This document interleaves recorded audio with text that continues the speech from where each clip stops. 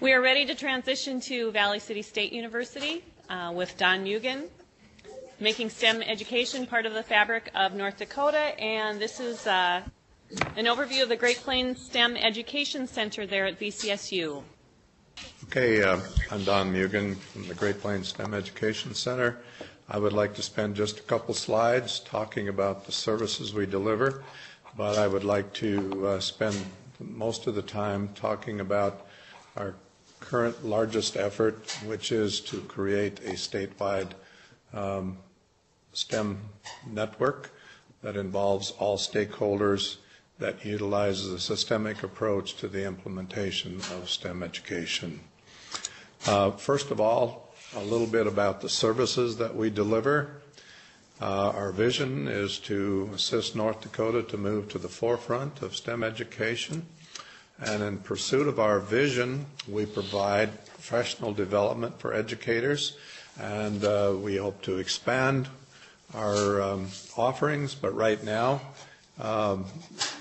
we have a partnership with the Museum of Science in Boston, and so we provide professional development on their elementary curriculum, which is called Engineering is Elementary, and their middle school curriculum, which is called Building Math, and their high school curriculum, which is called Engineering the Future.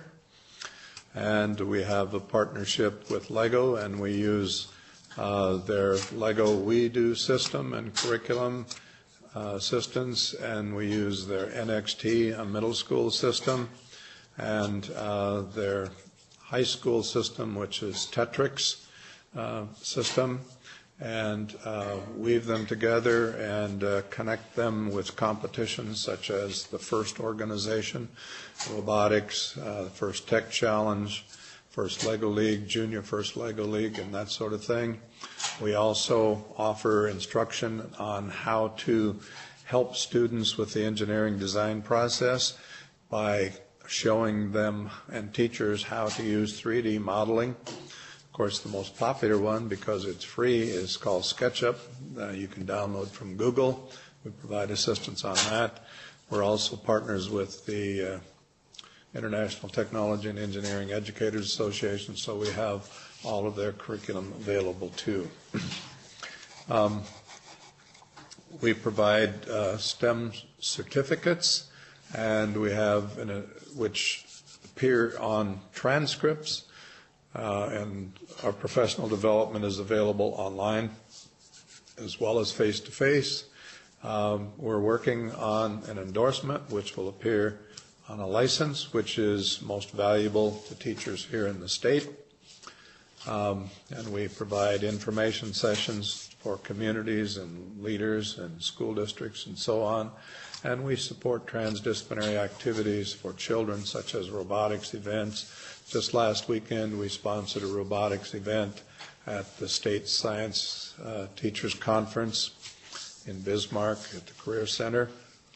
But finally, our belief is that the systemic change necessary for STEM to take root fairly quickly requires much more than isolated professional development events, because STEM is a major departure from our current delivery system. Therefore, we have engaged national leaders to assist in the creation of a statewide support structure called the North Dakota STEM Network. In other words, systemic change requires a systems approach, and the approach must include all stakeholders in assisting the reform process, resulting in a better education for all, and we'll get to that in a moment. So what is STEM education? It's really a new way of teaching. It's much more than an acronym. It connects all the disciplines and connects to the world students know and understand. It's about providing real-world experiences and opportunities to explore STEM careers while still in secondary school. STEM education is about motivation and achievement. The best practices in STEM will provide the workforce for America to remain competitive in the new global economy. Simply put, STEM education is about integration of content and context. This is from Tamara Moore, the co-director of the STEM Education Center at the University of Minnesota. A very concise way of looking at it. So what are some of the best practices that we strive to promote? Make student engagement as priority number one.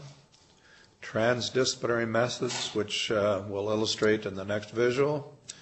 Utilize the engineering design process. Utilize the scientific inquiry process. Include elements of competition. Robotics happens to be the most flexible one.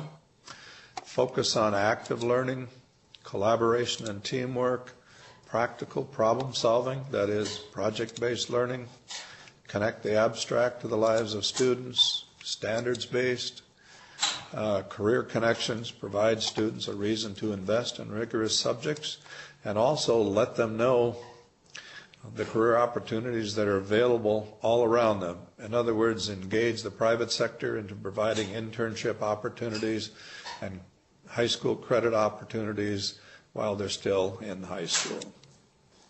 So, as you can see, the disciplinary system that's now in use in the schools exclusively is at the top.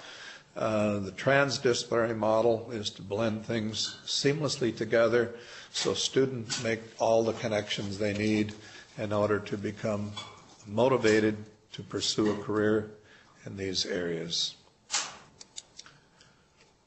Some of the key partners that we've engaged, the Museum of Science Boston, LEGO Education, the International Technology and Engineering Educators Association, the Teaching Institute for Excellence in STEM, TIES. They're working with them so far, and I'll discuss that in a moment. And also the PAST Foundation, which stands for Partnering Anthropology with Science and Technology, and they've turned around many schools nationwide already. So here are the two people that are helping us with the creation of the STEM network. Our first meeting in bringing partners in beyond higher education occurred on December 6th when Jan Morrison of the TIES organization out of Cleveland came to Bismarck, and a colleague of hers, Annalise Corbin, the executive director of the PAST Foundation out of Columbus, Ohio. They came here to help us begin the process. And at that meeting, we engaged the state offices, including the governor's office, the Commerce Department, Workforce Development, the university system, Department of Public Instruction, Career and Technical Education, all of the universities, the four-year universities, and representatives from the private sector, because we all have to work together if we're going to support the implementation of STEM education. And tomorrow, our next meeting will be in Bismarck, and we're hoping to engage even more stakeholders in the process, and we'll continue to do that. So what do state STEM networks do? They provide a support structure for implementing STEM education. They form regional hubs. We've already selected 4 in North Dakota, and the division follows the borders of the current workforce development map. The state is divided fairly equally into 4 quarters. They inventory assets in the local community, in the region. All of these assets then can be engaged to support the schools and the needs of the community, the workforce development needs. They leverage resources, they engage corporate America, they provide internship opportunities, they bring education and workforce development together, they bring all stakeholders together, and there are many, many stakeholders that we oftentimes don't think of when it comes to what we can draw upon. And so who are the stakeholders that we can engage to help? State agencies, K-12 schools, 2-year colleges, 4-year colleges, universities, private schools, informal educational institutions such as museums, corporations, foundations, economic development groups, professional societies, community leaders, parents, and everyone who has an interest in the future of their communities. And so it's a community working together to improve STEM implementation and opportunities for students in a given region. Sometimes some states call them hubs. So it's a new approach to bringing everyone to the table, engaging everyone to help make a better educational system. Also, Jan Morrison and Annalise have worked with 14 states to this point and have developed a fairly refined way of going about this. And here are 10 websites of state networks that are up and operating already. Probably the oldest one or the longest operating one is the Ohio network, since both Annalise and Jan Morrison are from Ohio. But very active. The closest state is the Minnesota State Network.